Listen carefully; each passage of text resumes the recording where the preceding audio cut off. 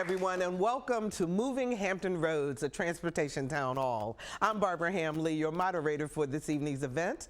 Tonight, we'll explore how we use transportation across our region and the best ways to improve our travel from one point to another.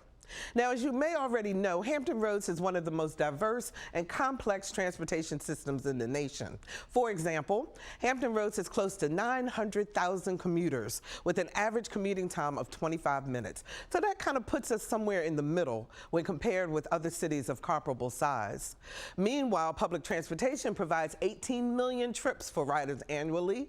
In some locations, buses run frequently, almost every 15 minutes. But there are other locations where if you miss your bus, another one won't be along for at least an hour.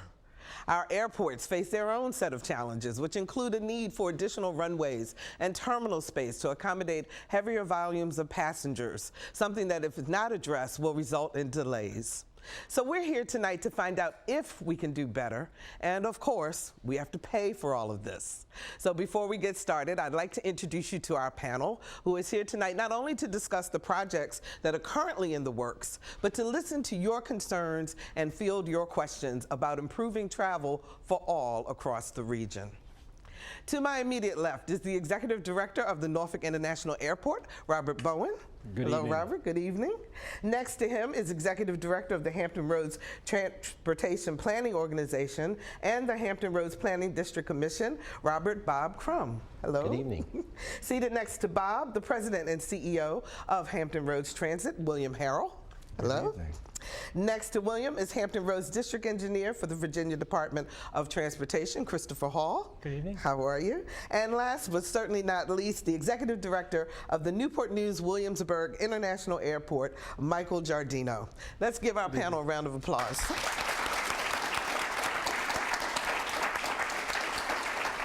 So, gentlemen, I want to talk about some of the challenges that you're facing first before we get to some solutions.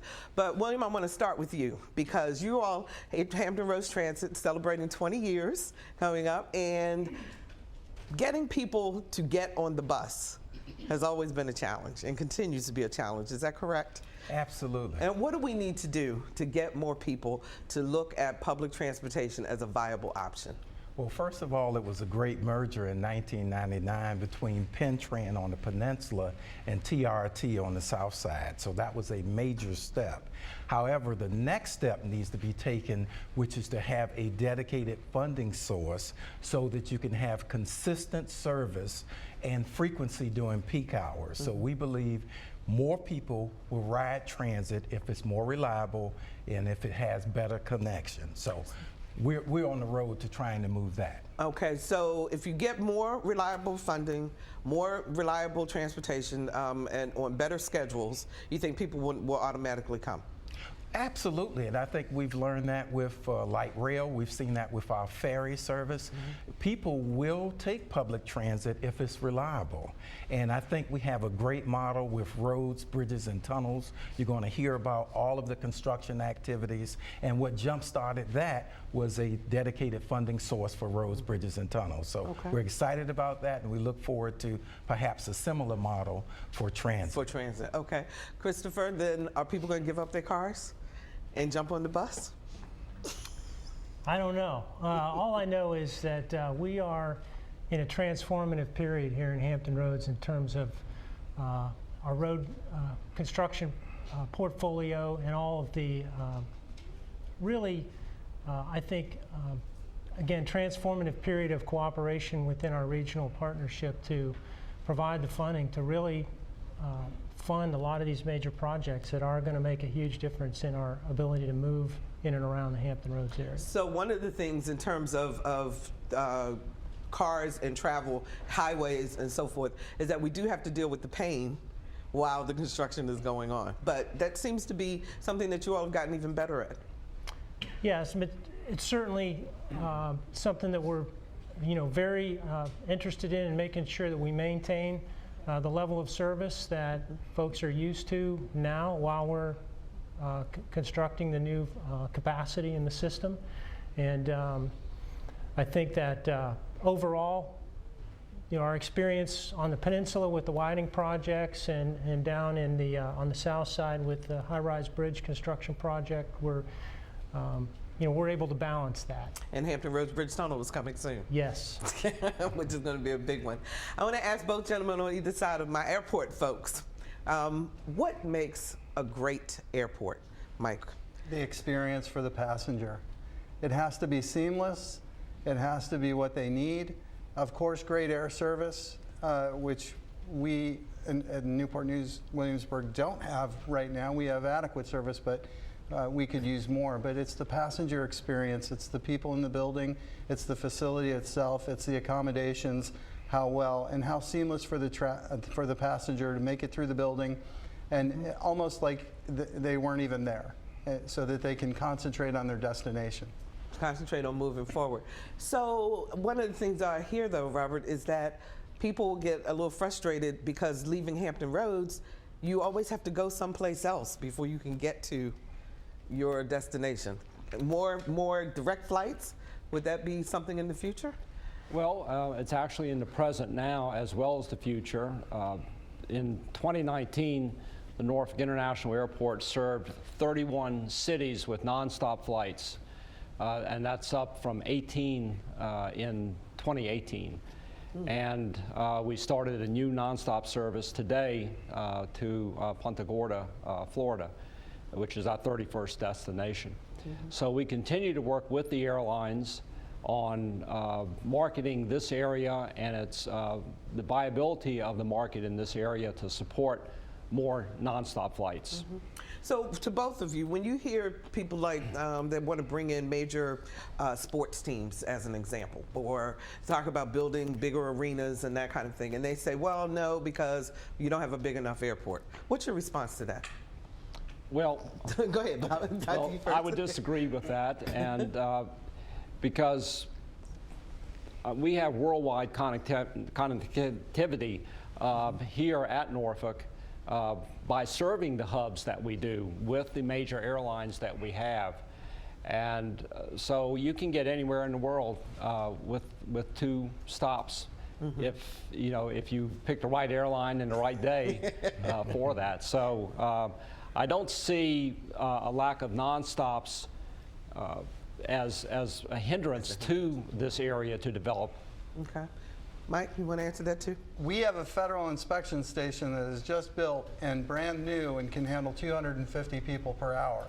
So you want an international flight, you come to my airport. Also, what Robert said about connectivity. We can connect to anywhere in the world, and both facilities are top-notch, grade A, and can handle any aircraft in the fleet. So we can handle it, and we're complementary to one another, by the way. Both airports are necessary. We have traffic that uses my airport and uses Norfolk as well. So and go to Richmond. But at the same time, it's necessary that we're here. People don't want to be stuck in their car in the bridge tunnel or anywhere else. They want to fly from their closest airport, but they will shop price and they will shop convenience and look for a nonstop, of course. But you can always connect. Okay, Bob. We got to pay for all of this. Would you explain to people, first of all, what is the Hampton Roads Transportation Planning Commission? And then, did I get the right, planning organization? And then how the Hampton Roads Planning District Commission plays into that? Yes, thank you. So basically, my organization represents the 17 local governments in Hampton Roads. So starting up by Williamsburg with James City County and coming down the peninsula and jumping over the bridge tunnels to the south side from Virginia Beach, wrapping around through Chesapeake and going the whole way out to Franklin, almost to I-95. Those 17 governments come together at the Transportation Planning Organization or Regional Planning District Commission, and we undertake initiatives that bring those localities together, get alignment, and try to do things that are in the betterment of our entire region. In the area of transportation, there's really some exciting things that have happened over the last several years. And you really phrased the right question, how do you pay for this? Because all of our residents that are here, that have been here for a couple of decades, they've known what the major projects were that were needed. We never had the money to pay for it. That all changed in 2013. And William mentioned a model for funding roads, tunnels, and bridges. In 2013, the Virginia General Assembly created a special fund for Hampton Roads. So what that means to us as residents is we pay a little more in gas tax, a little more in sales and use tax. And together, in round numbers, that generates about $200 million a year that our residents and visitors contribute to the Hampton Roads Transportation Fund. And it stays here in Hampton Roads? Yes, that money stays here in Hampton Roads. It's managed by a sister organization of ours called WHRO. They have an executive director, Mr. Kevin Page, who is our partner in this process. So what we've been able to do as 17 governments is come together, prioritize projects, and get that money on those projects and get those projects moving. I have this vision in my head of 17 different cities duking it out for the funding. I have to say, though, we're very proud of the cooperation that we've seen. So if you think about these projects, and we're driving some of them today, but the 64 Peninsula project, all 3 phases funded predominantly with our own regional tax money. The 264-64 interchange, first phase to open, next phase is going to open in about 15 months. Funded predominantly with our regional tax dollars. The high-rise bridge and 64 South Side project that you see under construction today, again, predominantly funded with our local regional tax dollars. And soon to come, as you mentioned, the Hampton Roads Bridge Tunnel project at $3.8 billion will be the largest project in the history of Virginia. If I may add, what's so exciting about all that, 92% of the dollars on those projects are these 17 governments coming together with your local regional tax money and funding these interstate highway projects. 0 federal dollars on those projects. Wow. We have the 2nd largest highway construction program of any metropolitan region in the country, and we're pretty proud of that today. So, William, when you hear that, so you got the roads and the bridges, they're working together, and they've got this dedicated funding, and it's through a couple of cents on the tax dollar and so forth. What's your argument then to the General Assembly so that they will do that for buses and trains and ferries, or light rail and ferries? Yeah, that's a great question. Clearly, we're excited about the road projects because we use those with our buses and what have you. However, they did exclude transit. And I think, unfortunately, they did not recognize the fact that transit is part of a larger transportation system. When new businesses are coming in, they want to know, do I have a way to get my workers to my place of employment?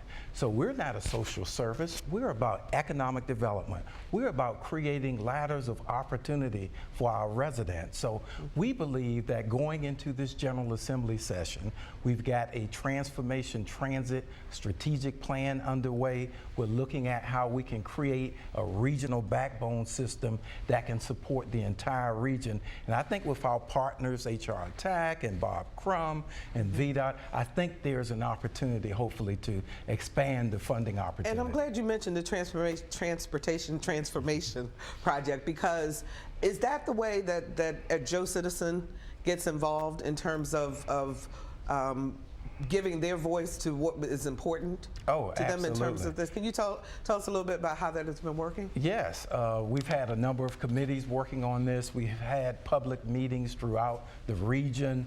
We're working very closely with the 6 member cities that are part of the Hampton Roads Transit footprint. Certainly, we've had a virtual town hall as well. So there are many ways that citizens can get involved. We have interviewed numerous stakeholders, those that ride transit and those that do not. We wanted to understand what are the barriers that prevent individuals from taking transit. And what are they telling you? You know, we've heard that they want better reliability. Unfortunately, there are not enough shelters around the region. That's been a barrier. The long travel times. As an example, I live in the Greenbrier section of Chesapeake. My South Side office is in Norfolk. I can drive to work in 20 minutes. If I were to take the bus system, it would take me over an hour and a half. So that's not a viable choice for so many. So the bottom line is we need better reliability, we can do that with a regional backbone with 15-minute service along major corridors. When people recognize that I can leave my car and make sure I get to point A from point A to point B, then they will be more apt to consider transit. Because right now, only 1 to 2% of our regional citizens take public transit. Take public transit. So I want to go down the line, and I want each of you to give me one major challenge in your industry or your area that you are facing now, that you may want the audience and want our watching audience to know about or to start thinking about as we consider what transportation across the board is going to look like as we move forward. So I'm not going to pick on you since we always introduce you first. I'm going to start on this end with Michael. Michael. Well, I think it's just, again, realizing that we're all complementary to one another and we're part of a mass transit system. It's not just one airport or one train or one bus or one automobile. It's the combination and giving people choice. People want choice. And they want freedom. And it's exactly what William is talking about. It's everything that if they know it's reliable, they know it's there, then they'll take it, they'll use it, and that'll just grow. Okay. Chris, in terms of cars. To me, it gets back to that good news story, and Bob touched on it, with the HRTPO being the planning entity, HRTAC being the funding entity, the VDOT Hampton Roads District being the agent that plans, constructs, and then operates and maintains the system. Our largest challenge, quite frankly, is really being able to deliver all of these projects that are coming down the road. So that's a good challenge. That's a very good challenge. That's a challenge that I think everybody would want to have. But certainly, my biggest concern is making sure that we deliver quality for the region. I mean, that's what we're paid to do. Okay. I'm assuming yours is the funding, but I won't make that assumption. I'm going to ask you to answer. Yes, it is. But I think, if we think about the fact that, Amazon, when they were looking at creating another headquarters, what did they ask about? They wanted to know what kind of air service you had to serve the region. They wanted to understand your road network. They also wanted to understand what type of public transportation system you have in place. The bottom line is transit is part of a larger network, and we hope that that will be an argument to provide some type of dedicated funding to support this system. Okay. Bob? So I would say as a region, our largest challenge is our opportunity. And our opportunity, to follow up on what William said, is how do you create a multimodal transportation network that provides choice? And when we think about choice, William's done a great job of describing public transportation. The emerging metropolitan regions that are winning the competition for the smart workforce are the people that we want to bring to our community to really drive our economy. They're places that people can go and ride the bus efficiently. They are walkable communities. People are able to bicycle to either to work or recreationally.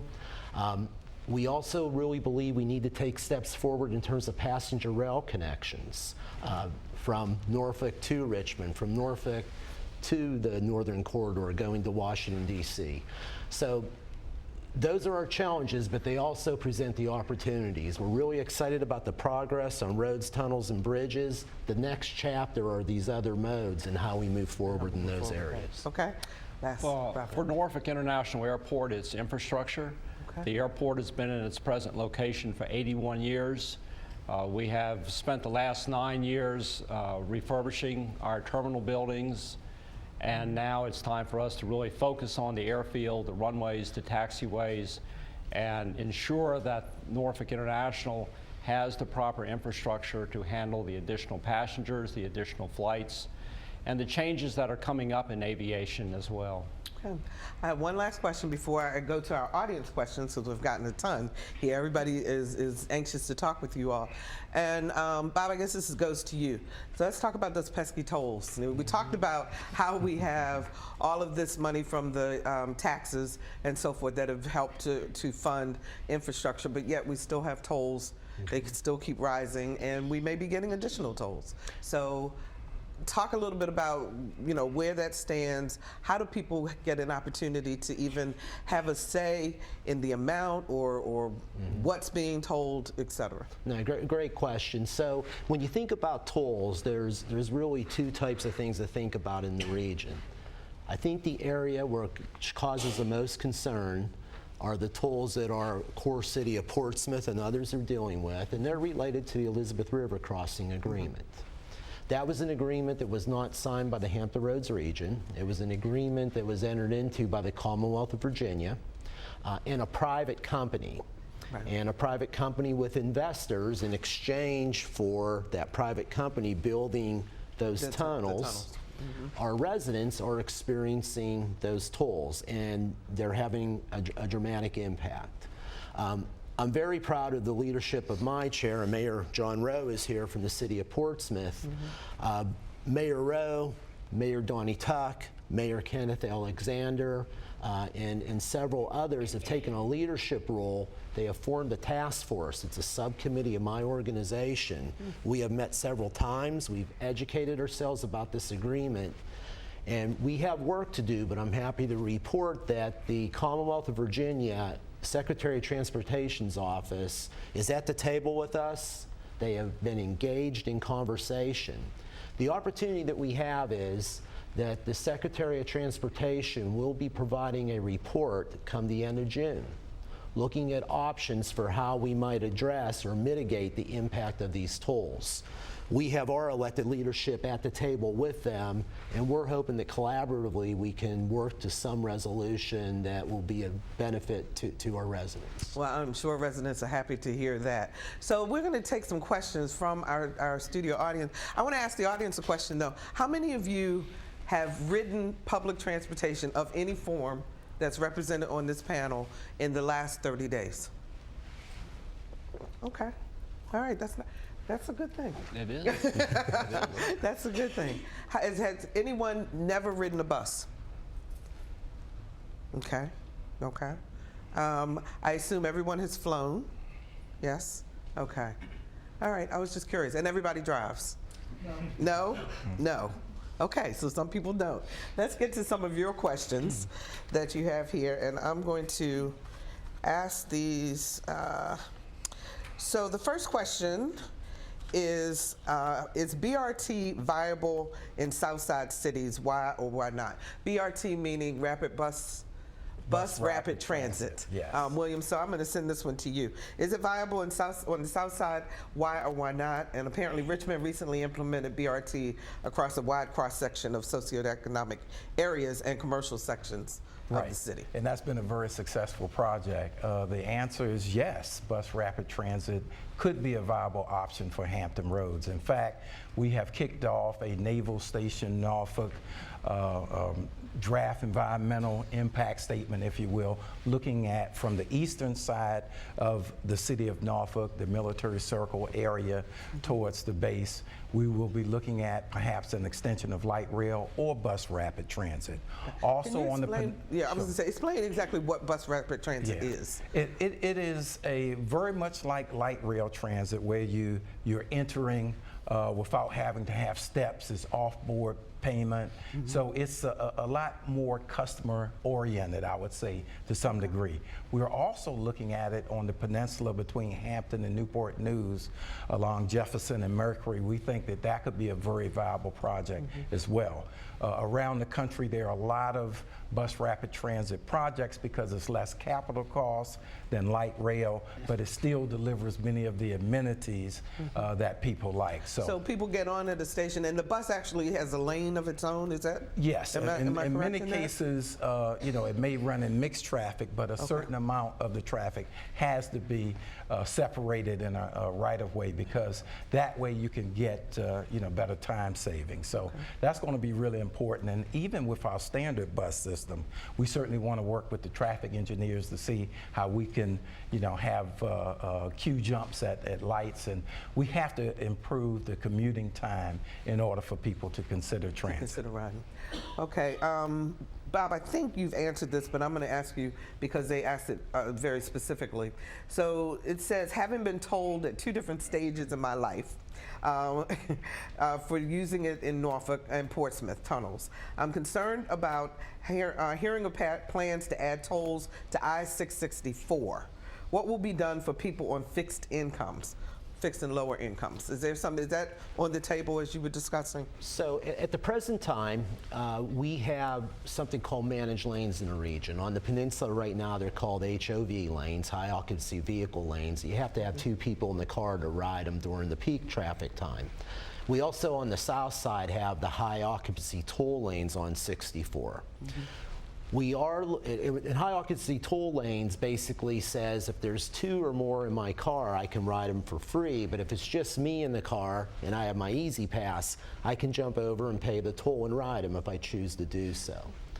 What is being looked at as something to tie all these priority projects together is an express lanes network. Now, the key thing to stress is there's always going to be a free option. Always will be a free option. None of the current free lanes will be converted to toll lanes.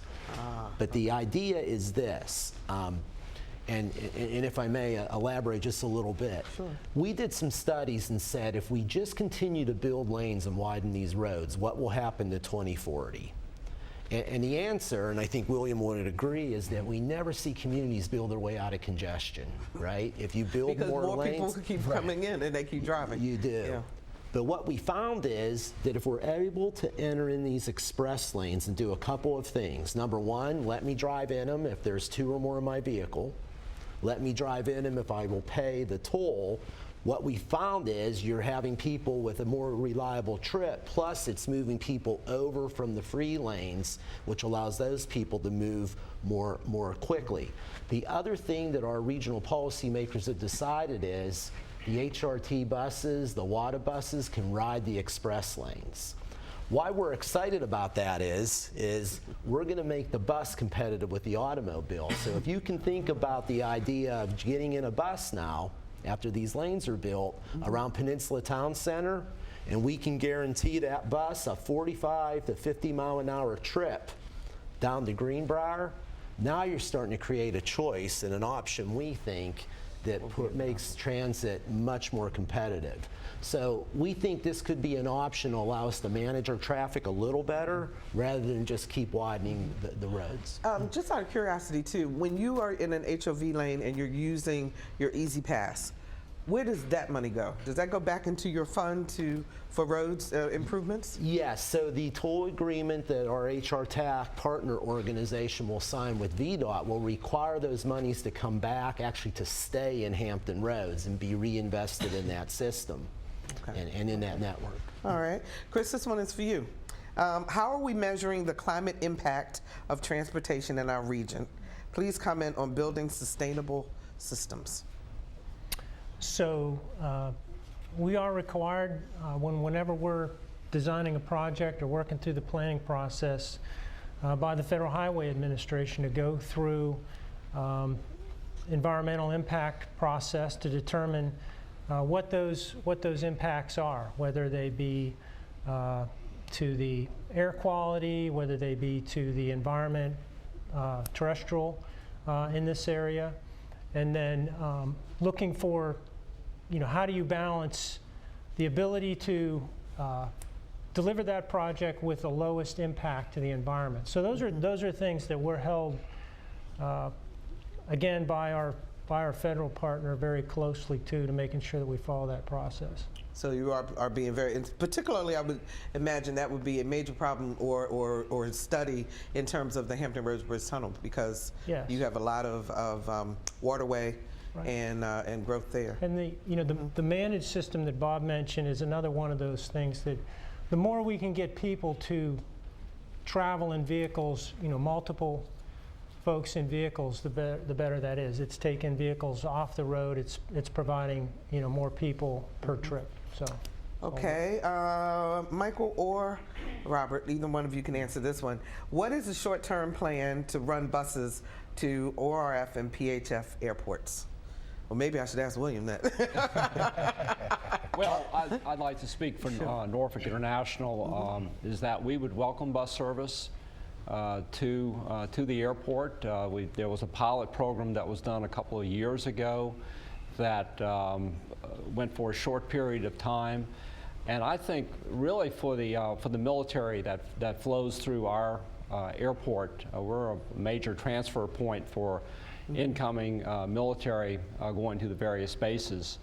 And many times their only options for transportation are taxis or shared ride services. I learned something new tonight. I had no idea buses didn't go to the airport. Right. Really? Okay. And so I think bus service that could connect easily to the major bases in this area would be definitely an asset for the airport and its customers. Okay, Mike? We Same had thing? it. We had it. But unfortunately, frequency and also William faces challenges because the individual municipalities fund HRT. It's not one funding source, and no one's thinking of it holistically. So York County is not funding Newport News service. I happen to be in both jurisdictions. So if William is successful in making it regional and also successful in building those nodes that Robert just talked about, especially the bases. I have Langley Air Force Base, I've got Fort Eustis, I've got Yorktown Weapons Station, I've got the shipyard. Yeah. We park cars for the shipyard in our lots because they don't have enough parking down at Huntington Ingalls on the water. So employees are parking cars at the Newport News Williamsburg International Airport and being bused to work. Wow. So there's need all over the place. We just have to put it together. Okay, I was trying to shift these around so that not everybody would speak at the same time, but I'm just going to go in order because these questions are incredible. All right, so this one is addressed to Chris. How is Hampton Roads working to engage women and young girls in future workforce pipelines related to transportation?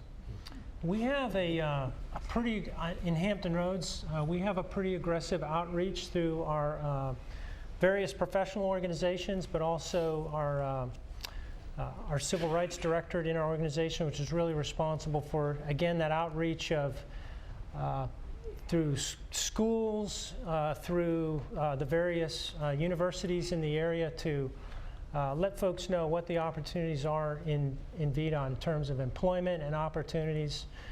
We have a very aggressive intern program where we bring folks into the district and looking for those opportunities for young women to come and work in the organization. So, you know, we very aggressively work to provide those opportunities. Right. Okay. This is to anyone, and so whoever wants to answer first. How are we envisioning regional population growth, and how are we planning to accommodate for that in terms of transportation? In other words, what's the projection in terms of how large is our region going to become, and what are all of you experts in this doing to make sure that our transportation keeps up? Well, we're in the midst of a master plan update right now, and we're projecting our passenger traffic to increase in the 20-year planning period. We're looking at to over 5 million passengers. For the Norfolk Airport. Wow. So that takes into account the projections for regional growth of the communities here in Hampton Roads. Anyone else? Yes, Bob. So we have a population now of about 1.7 million people in Hampton Roads. First, the bad news. The bad news is if you look at the last decade since we've come out of the recession and you look at similarly sized metropolitan areas to Hampton Roads, we have seen some of the slowest population growth of any peer region in the country. We've been slower to come out of the recession. So looking back over the last 10 years, that's been the bad news. The good news is the last 1 to 2 years, we're starting back up on the upswing. Upswing is coming. So what we've done is we've sat down and we've looked at different areas. We've been trying to accommodate different things like sea level rise and the impact on growth patterns, the emerging demographics, the type of housing choice people are looking for, and we projected where we're seeing that growth or we believe it's going to happen, to the year 2040. So what we're expecting to see is probably a couple 100,000 people over about the next 20 to 30 years located in our region. And what I think one of the things, if I may, a lot of the issues that we're talking about today, I think presents a challenge and an opportunity for us. How do we think about how we want to grow as a region in terms of urban form, right? Do we spread out? Do we cluster in centers? And if we can connect our land use decisions to the type of form of growth that William and our other transit providers can better service, that starts to open up some options for us of how we move around more efficiently. And you know, you bring up a good point, because Hampton Roads is so varied in terms of urban, rural, suburban, et cetera. How do you all incorporate all of that? Because I would imagine the needs of the our rural communities of the 17 are quite different from the needs of the major cities. I would say from a transit perspective, we recognize the fact that one size doesn't fit all. With some of the suburban locations, parts of Chesapeake, where I live, you know, parking rides may be the solution.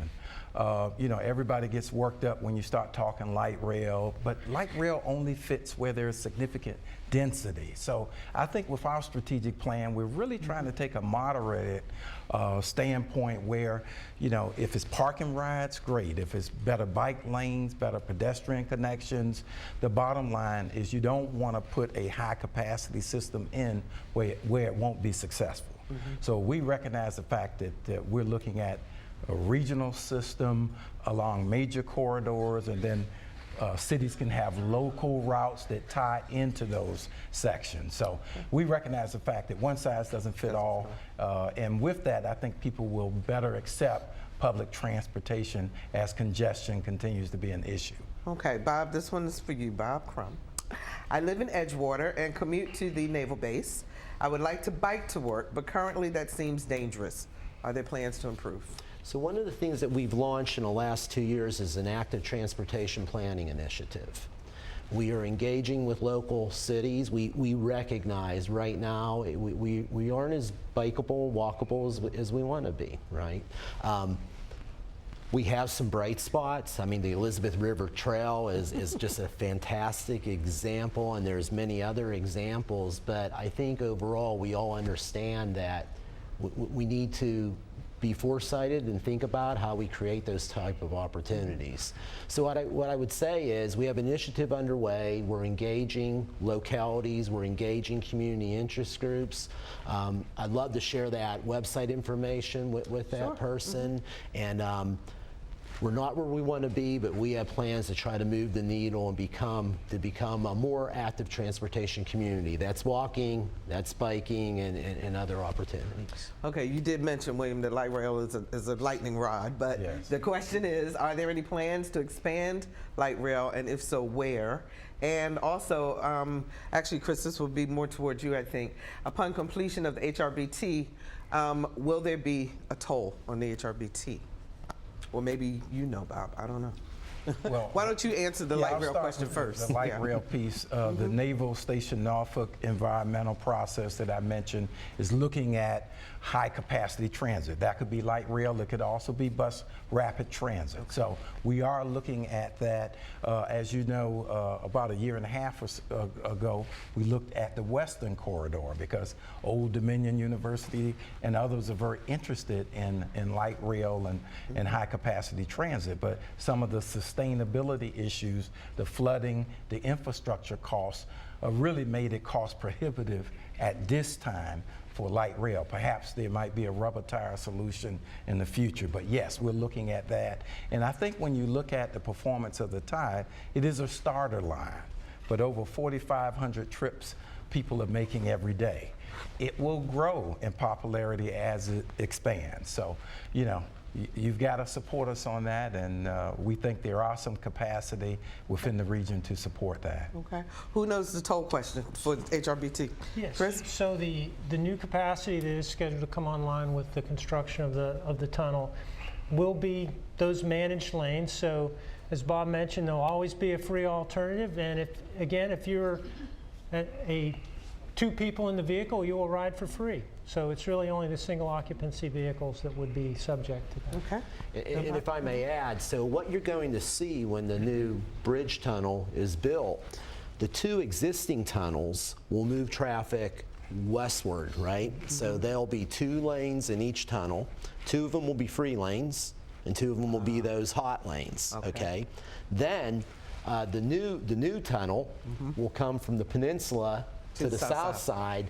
You're going to have 4 lanes underwater there as well, 2 free ones and 2 hot lanes. So underwater, you're going to have 4 lanes in each direction when it's complete. Wow. And that's going to be fascinating just to watch that whole process of the boring and all of that, which is a whole nother show. So I'm going to keep moving. Okay. Each bridge, tunnel, airport terminal, and bus stop is an opportunity for iconic artistic expression. How can we create functional infrastructure that is also beautiful and inspiring to reflect our culture? Who wants to take that one on? Well, at Norfolk, we've had a program for a couple of years now where we're partnering with the Chrysler Museum, the Glass Work Studio, and we are exhibiting works of the Glass Studio staff. So it's homegrown artwork that is throughout the terminal building. We also have an active arts committee within our board that is looking at additional artwork that would be both inside the terminal and also outside around the terminal buildings themselves. So it's a process where we have to be deliberate and do our homework on. And also, the funding only comes from the revenue that's generated at the airport itself. Chris, I want to ask you, for example, in Durham, North Carolina, there's a bridge, and they've lit the bridge, and it has different art expressions and so forth. I mean, do you see anything like that in terms of artistic expression on our highways? So, for example, in our 264 interchange, 64 interchange work, we partnered with the City of Virginia Beach, and the actual flyover that will be part of that construction project will be a signature bridge that will have decorative features on it that are in keeping with what Virginia Beach wants. So we do that. We've done it with the City of Williamsburg. We've done it with other localities around here where it fits with the project. Okay. So. William, I can't miss this opportunity. Clearly, we want more shelters because that clearly is a barrier. Nothing hurts more when you see someone waiting or sitting on a cart or something. It's very troubling. So we're working with our member cities to improve the number of shelters that we have. Certainly, the City of Norfolk has a very aggressive arts program. I know Councilwoman McClellan is here, and I know there's been some discussion in some of our subcommittees. The Smart Cities Committee in terms of looking at how art can be better utilized. Some of our rail stations have public art as well. So that's an area. We want more shelters. We want better technology. The bottom line, that is the first impression that people have with public transportation. Michael, anything you want to add for this? We support the arts. We have musicians in the terminal building, which absolutely adds so much to the experience. We love it. And any time that you can get art and the experience together. The challenge is to make it work together. When you commission art, it's forever. And airports change. Who would have thought that we had to have checkpoints where they are and security where they are? So if you commissioned art and put it in a particular spot in 2000, it couldn't be there in 2001 or 2002. So that's a challenge for us, but rotating art, as Robert does, bringing musicians in, working with our architects and engineers to do the best that we can to build for the future and make it beautiful, and again, make that passenger experience the best it can be. Okay. This one says, I live in Norfolk but work in Newport News. Are there plans in the works to improve public transportation on this route?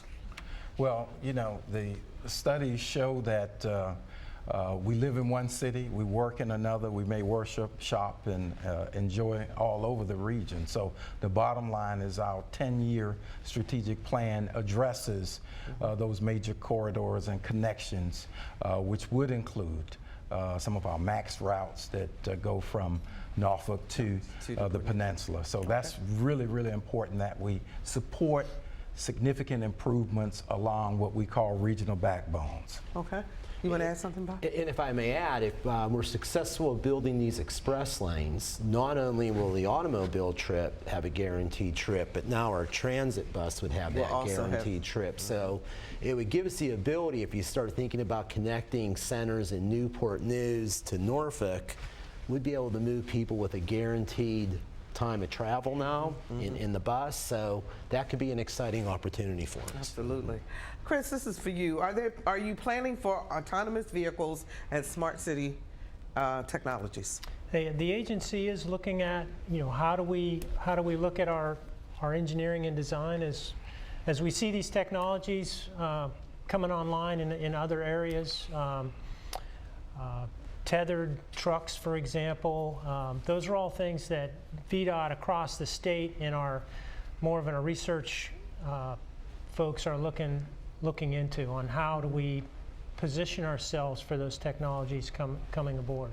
So certainly, yes. William? Yeah, I'm proud to say Hampton Roads Transit is part of a national consortium of I think it's about 14 communities around the country that are looking at automated bus technology.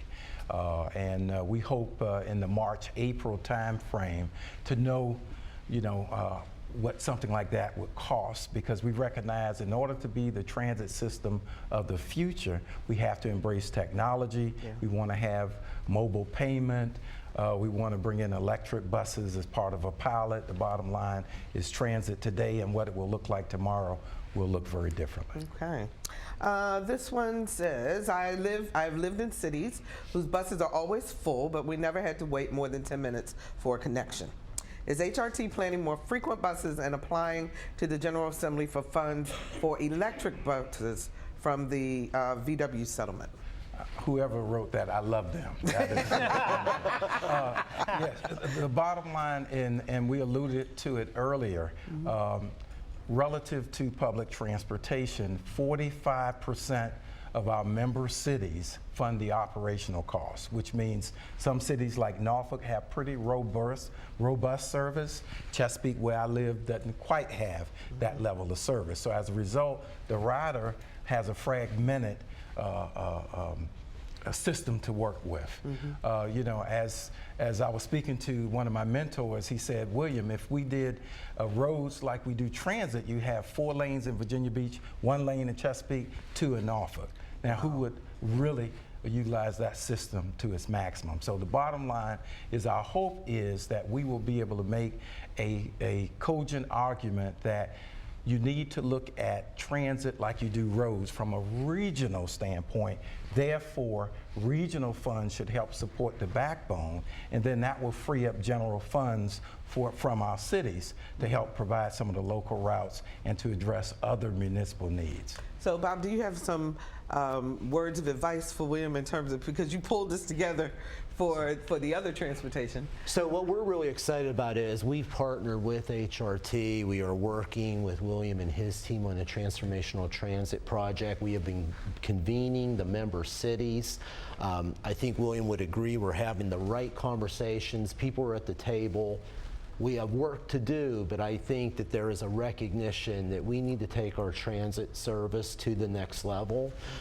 We're excited about those conversations, and what William and I hear when we go up to the General Assembly is, show us your plan for what you will do with the money if we would give you state money. And that's what we're working very hard to do, and put together a plan that, and I think William described it very well. Instead of individual systems, we're looking for a regionally cohesive system. And we think that in come spring, we'll be able to come together with some ideas of what we could do if we could secure that increased funding. I love this question. I am a retiree, and I find I have a lot in common with young millennials. We don't want to drive everywhere. Will I soon be able to sell my car and still get where I need to go? Need and want to go? Well, it depends on where you live. In Norfolk, parts of Norfolk, that's very viable.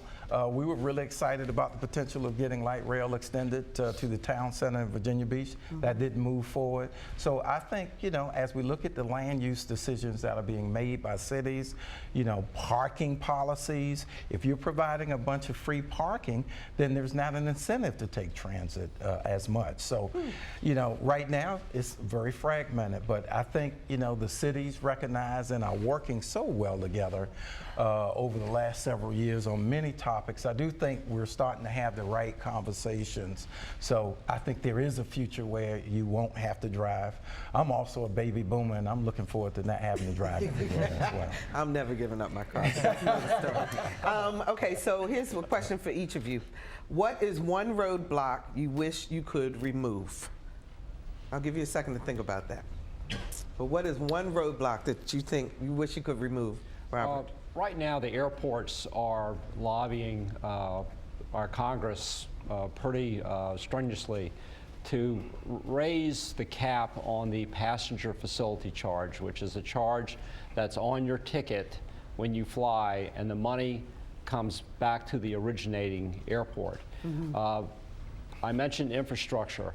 Airports nationwide have about $128 billion worth of pent-up demand for infrastructure improvements to their airports to meet the growing passenger traffic that we have. And the passenger facility charge has been capped for 20 years without any indexing for inflation. So it's lost about half of its buying power. So most airports are funded by the users of that airport. So that's one roadblock. We're getting closer every year. The airlines don't agree with it. We've been close this year, but right now there's a couple of bills that are pending that might do that. Okay, we've got about 4 minutes left in this show today, so each of you gets a minute to answer answer that question. And that question is, what is one roadblock that you'd like to remove? If I could say, I believe that our country is in dire need of a national infrastructure package. While I am incredibly proud that we have over $5 billion of interstate highways under construction, it's unfortunate that there's zero federal dollars in those projects, and 92% of those monies are being paid by local residents. I think that our nation really needs to be serious about investment in all types of infrastructure, and I think that's a barrier to our economic success. Okay, William, what would yours be? I would say perception. There's so many people that feel that riding the bus has a stigma, that only poor people ride the bus, quite frankly. And I think we need to recognize public transit is for everyone.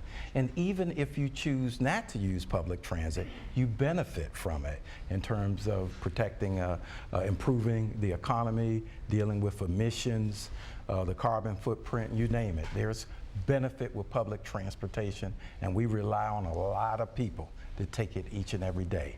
Okay, Chris, what would you remove? I tell you what, and again, I might be the strange one here, but again, I get back to the amount of effort and investment this region is making in the network improvements. You know, our constraints, our roadblocks, if you will, is the ability to deliver those projects, to have the level of contractor capacity, the level of again, to be able to deliver those projects. So it's kind of a chicken and the egg. Is it a workforce thing? I mean, do you need more experienced people? It's trades. It's you know, basically the manpower to be able to deliver in our 6-year program almost $6 billion worth of construction over the next 6 years. I mean, that's unprecedented. Yeah. Michael, what roadblock would you remove? You asked, so I'm going to tell you. 7 years ago, Southwest bought AirTran and pulled AirTran service, which was 60% of our traffic. That was 400,000 passengers one way annually.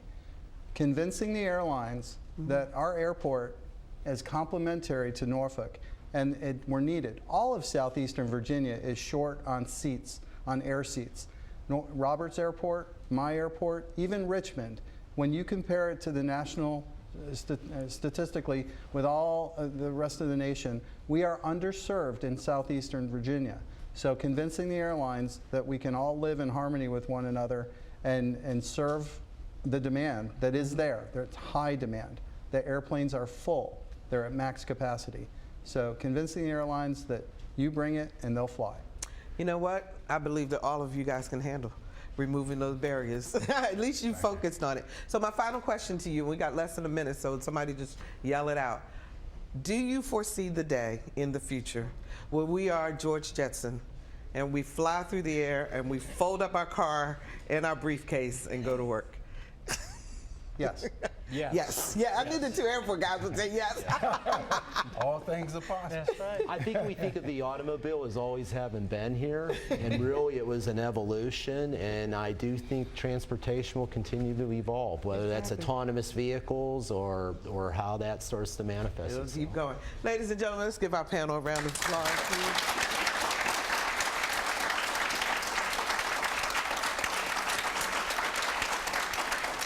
So as you can see, you had a very interested audience that really they asked some excellent questions tonight. So I hope you all feel that you had a chance to address what it takes to move Hampton Roads.